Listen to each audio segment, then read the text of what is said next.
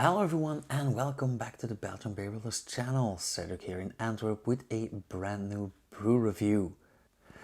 Today we're gonna talk about a fairly young beer, because even though Estrella Levante Brewery, which means rising star, was founded in Murcia in Spain in 1963 and it was acquired by the Damm Group in 2001, the beer we're having today only joined the ranks in 2016.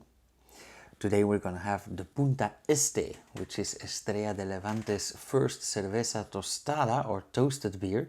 And we have seen several like that, like the Turia for example. So it is brewed with roasted malts, and what makes this beer so interesting is that the brewery practically has full control over most of the ingredients. You see, the Punta Este is brewed in their original facility in Espinardo in Murcia, where they have their own malting. So they buy barley and malt it themselves to a nice roasted Shakira malt, so they have full control over temperature, coloring, everything they want.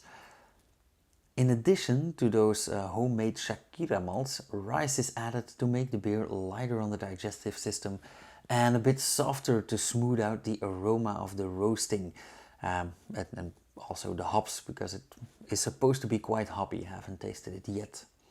The end result is a toasty lager with an ABV of 5.4%.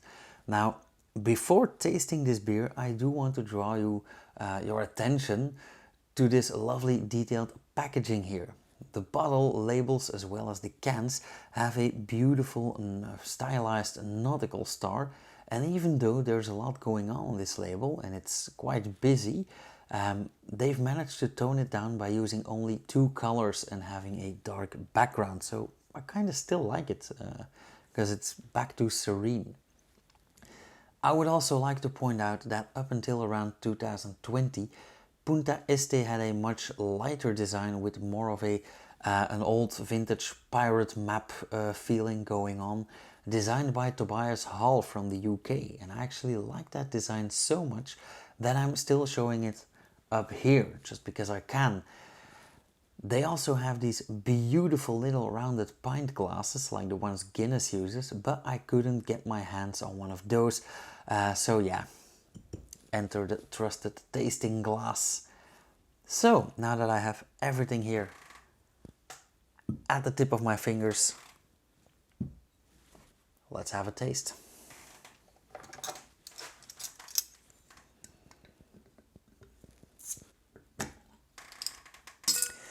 The bottle cap also has this lovely stylized nautical star on it, and of course the eastern point, the right side tip, is emphasized because it is Punta Este, so eastern tip or eastern point of the Estrella de Levante, the rising star.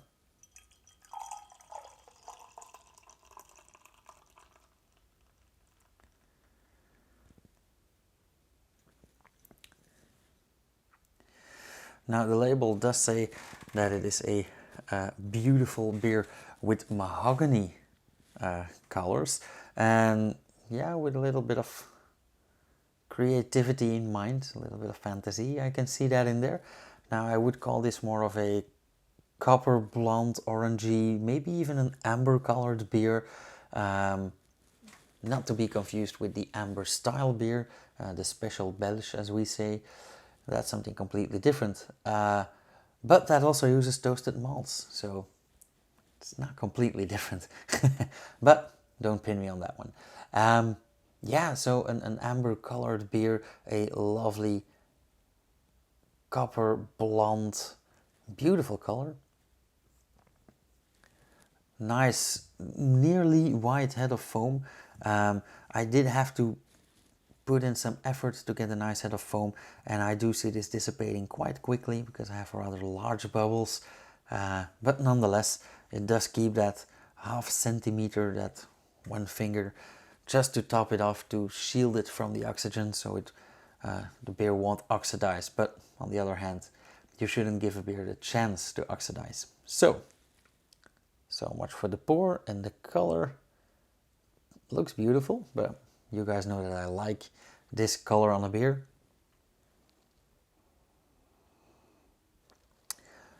When it comes to fragrance, it is quite typical. Now, by now, I can say that I know the tostada style quite well. I've had several, and it does smell pretty much like the others. It does smell malty, a bit sweet, not sugary, but sweet, a bit cookie-like. Yeah, some leftover sugars from the wort are still in there. That's exactly what you smell. I do get some toasty, some roasted scents. I'm not gonna go as far as saying coffee, but absolutely some toasted scents there. And as predicted, the beer already lost its head. No more foam. Anywho, let's have a taste. Like I said, don't give it a chance to oxidize.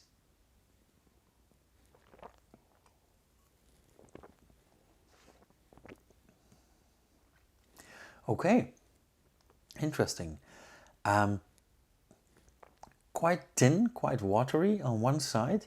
And as usual, I don't mean that in a bad way.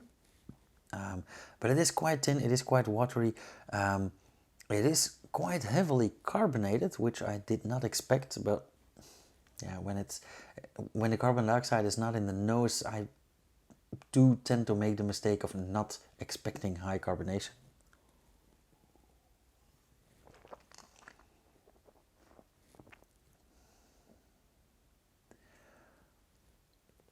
A detail that I really love in this beer is that it's quite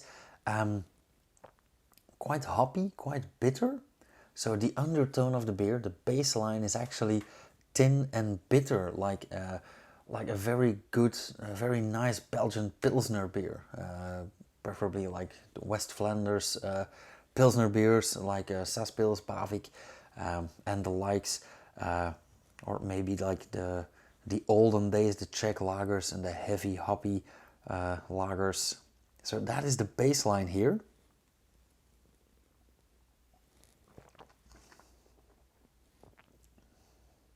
And on top of that, we get same thing as in the fragrance. We get some cookies, we get some toasty flavors, we get a tiny hint of coffee still. Yeah. So I can imagine what drinking this out of a Guinness style glass would do.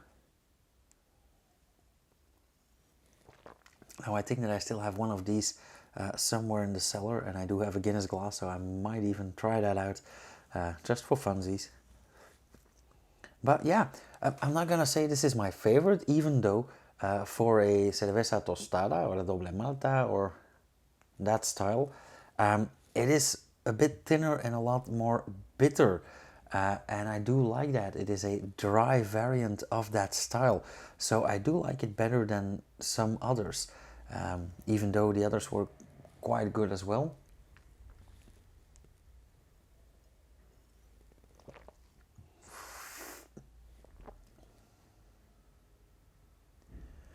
And the aftertaste is also quite balanced, which means that back and forth between bitter and sweet. Got bittersweet symphony in my head right now. But that back and forth between bitter and sweet is a very nice a nice detail.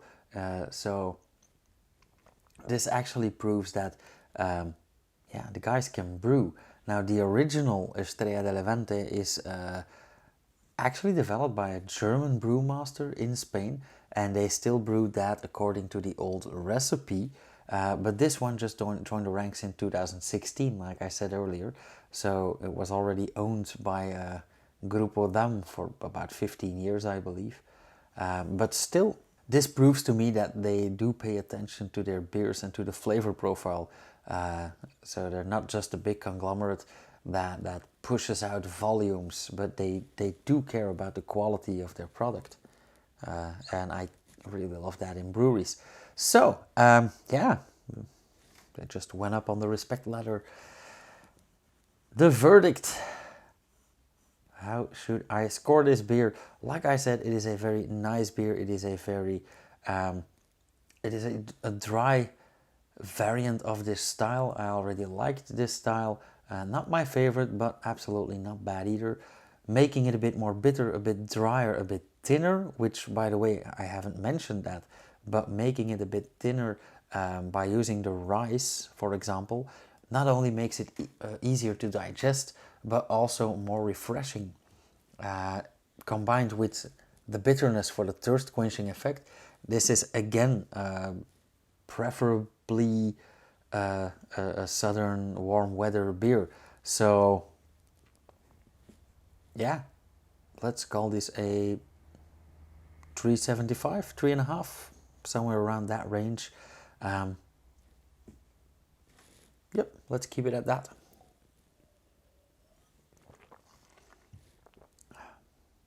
Okay, I'm actually very glad I tasted it.